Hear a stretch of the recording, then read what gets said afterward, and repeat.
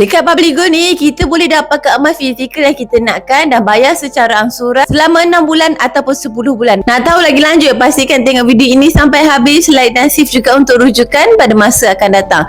Antara cara kita boleh dapatkan emas fizikal dalam Publigo ni, yang pertama kita boleh simpan dalam akaun Gap. Cukup gram emas, boleh terus keluarkan emas tersebut. Selain itu, bagi tuan-puan yang dah ada target simpanan emas tuan-puan, contoh hari ni tuan-puan target nak dapatkan 10 gram emas. Kalau tuan-puan beli secara penuh, tuan-puan perlu bayar sekitar RM6,000.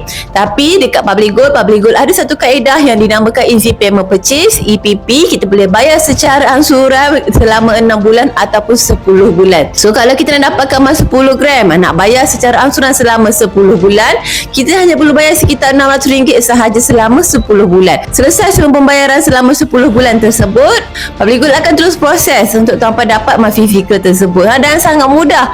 Antara kelebihan bila kita buat EPP ni ialah kita akan lock harga emas hari ini untuk 10 bulan akan datang. Contoh kita lock hari ini 1 gram bersama dengan RM585 untuk 1 gram. Tapi contoh bulan depan naik RM600, bulan seterusnya naik RM700. Jangan risau, kita punya bayaran angsuran untuk EPP tersebut tak terjejas. So ini antara kelebihan dia. Bagi tuan-puan nak tahu lebih lanjut, boleh daftar akaun dahulu. Daftar, klik saja link dekat profil saya untuk daftar akaun secara percuma.